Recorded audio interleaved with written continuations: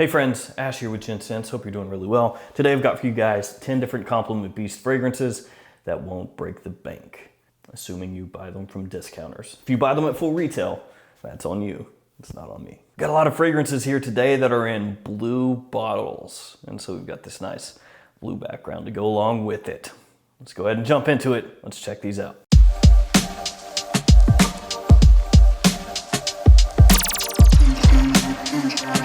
Let's start things off with the fragrance from the house of Coach. And for this video, we're going with this one, Coach Platinum.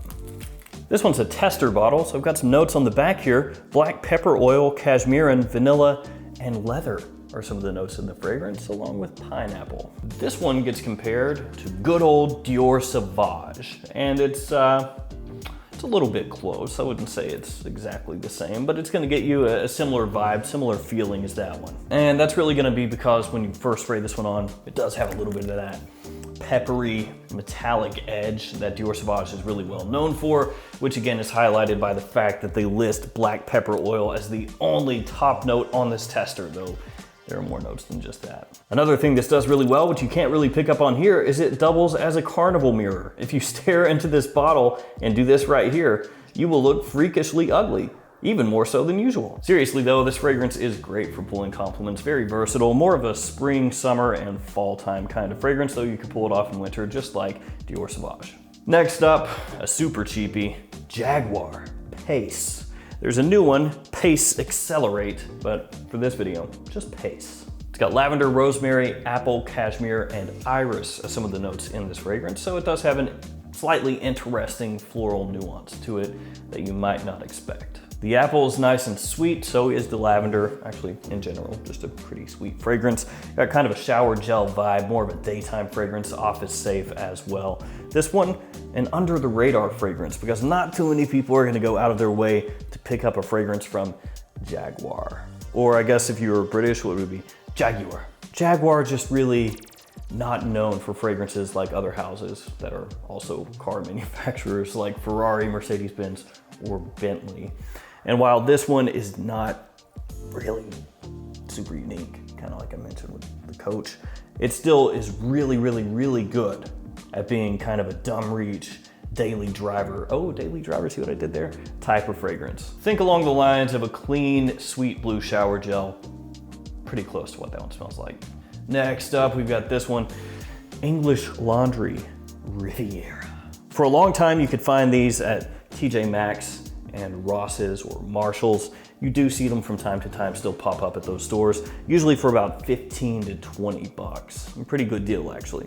This one has cedar, citrus, tonka, and some floral notes in the fragrance, and it gets compared to Yves Saint Laurent's L'Homme. And it's in that same ballpark, same family, same style, maybe not exactly the same as L'Homme, but it's gonna get you close. And I think it's kind of like this one, where this in the opening gets compared to Sauvage. That's kind of what's going on here with YSL L'Homme. As it dries down though, it goes its own way. This one's a really nice fragrance. It's got a little bit of a creamy facet to it. Obviously with the name Riviera, the bottle with this blue gradient and the aquatic notes in here, it's gonna be more of a summertime, fresh, watery type of scent. And I've not tried the entire English Laundry line. I think I've tried 6 or 7 of them. And this one right here, Riviera, is one of the absolute best. Next up, one that's under the radar nowadays, doesn't get talked about very much, CHIC for Men by Carolina Herrera. This one has watermelon, cardamom, pepper, and cinnamon as some of the notes in the fragrance. So it's really interesting, very different from most men's fragrances where you have mainly citrus or mainly apple in the opening. This one instead focuses on that watermelon. So it's gonna give you a different vibe in the opening. You get more of that watery feel, obviously, from the watermelon. And then as it dries down, it concentrates more on spiciness and not really a super sweet kind of spiciness. You know, not like something like the one, for example, where it goes this ambery, resinous, warm, sticky kind of way. Instead here, the spiciness is a little bit fresher. So even though it has those notes like cardamom and like cinnamon, where you would expect that it's gonna go more toward that, you know, really cool weather side of things, it actually doesn't. It uses those notes more in a way better suited for spring, fall, even summer. Once upon a time, this one was actually heralded as a really big compliment puller, and over time, just kind of fell off. but it's still really good, and for the price that you can pick it up at, very solid for pulling positive attention. Up next, we've got this one right here, ATLANTIQUE from Bulgari. This is gonna be actually one of the more expensive fragrances in this list from discounters. A lot of times this one is gonna hit around 50 bucks or so. This one has C notes, ambroxan, amberwood, and citrus, so you get both ambroxan and amberwood here. You get a double dose of really popular aroma chemicals. This one smells similar to Versace Dylan Blue, which is super popular and also, frankly, could have made this list because it's pretty close in price to this one, actually. This one basically, really simple kind of way to break it down is like Versace Dylan Blue made even more aquatic.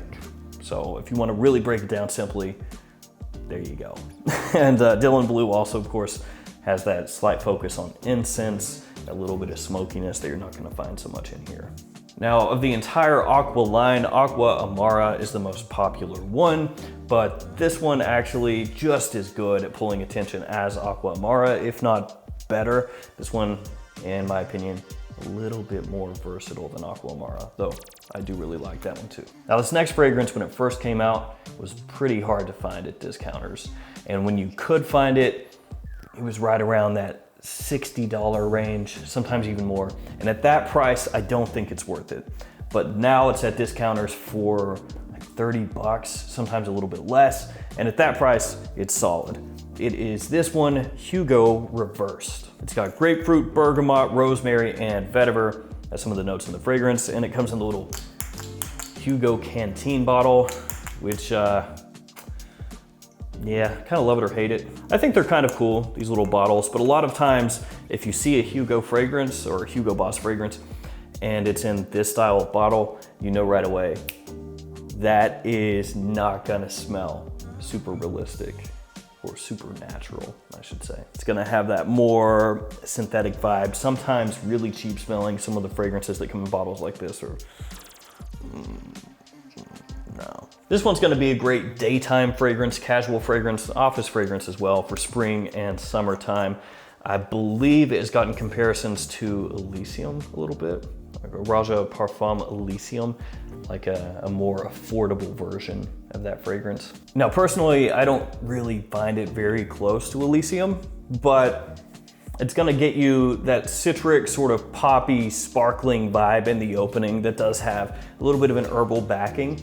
And I think that's where some people do pick up on that similarity to Elysium, that opening once again. This one, like some of the other ones here, just a great kind of grab and go fragrance for high heat situations. It smells really nice, really clean, almost impossible to dislike that one. And now that the price is down where it should have been back before, it is absolutely worth checking out. At 60 bucks, like I said, don't do it. Don't even think about it. 50 bucks, also don't do it. 30 bucks and below, yeah, worth it. Next up, we got a fragrance that I absolutely hated the first time I smelled it. It was in a Sephora, picked it up when it was brand new, sprayed it on a tester strip, and immediately went like, yeah, that is trash. I didn't do it exactly with that kind of flair. I didn't walk into Sephora and spray it on and go,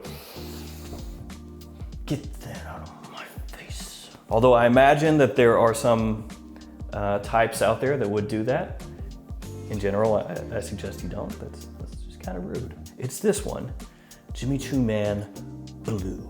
To be honest with you guys here though, I was too harsh on it. When I first smelled it, it was one of those snap decision things. 2-3 seconds after I smelled it, I said, nope, this sucks, and I walked on.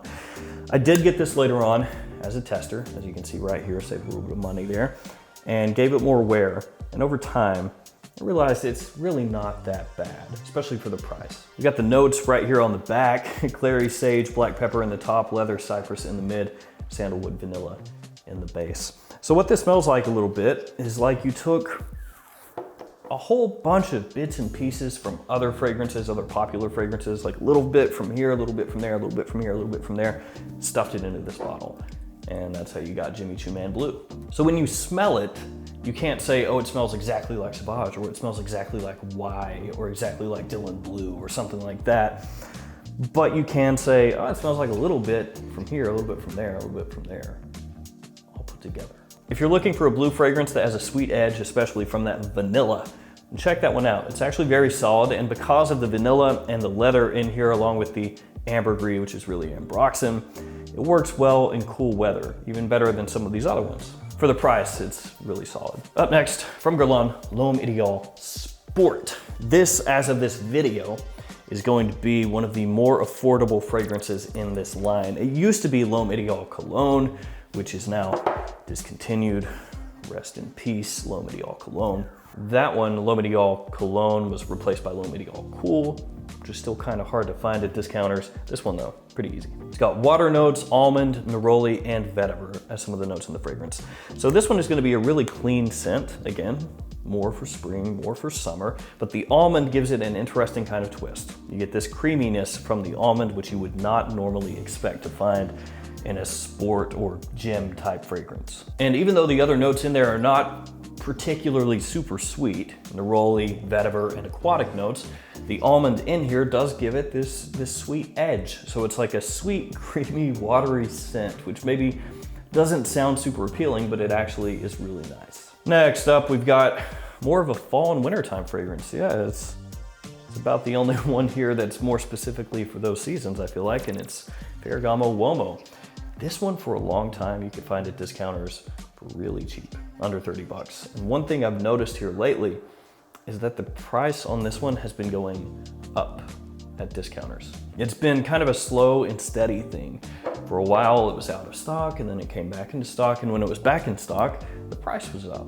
So that's no fun. This one has tiramisu, tonka, cardamom, and ambroxan. So you're gonna get that sweet, spicy sexiness. And the way the cardamom is used in here is more along that line. That fall, winter, deeper, sweeter kind of side of things with the cardamom, as opposed to how it was used earlier in CHIC. And then you have tiramisu in here, which is the most important note. And that's gonna give you this sort of coffeed feel, a sweet coffee.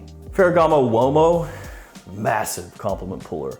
That one I really kind of underrated initially when it first came out. I liked it, but I didn't really fully grasp at the time how much appeal it had as far as just pulling positive attention, because the performance there is really good.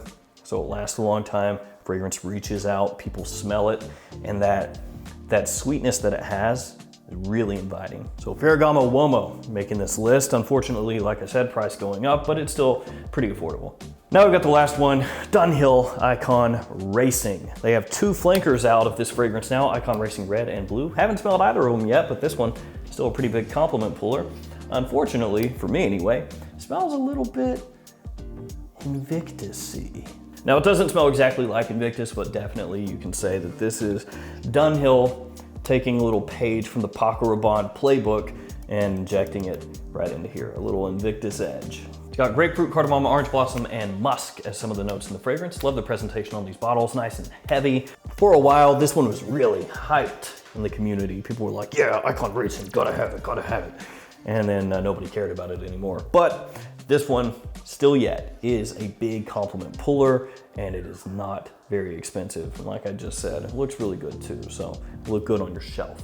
And that one right there, I'm just gonna wrap this list up. So there we go, guys, 10 different compliment beasts that won't break the bank. And realistically, these all have a lot of mass appeal, which means that you can wear these in situations where maybe you wouldn't think initially that you could wear them and they'll still work. All right, guys, it's gonna do it for me. Thanks for hanging out with me today. Thanks for your support. Stay safe out there, and I'll see you guys tomorrow with another fragrance video. See you guys later.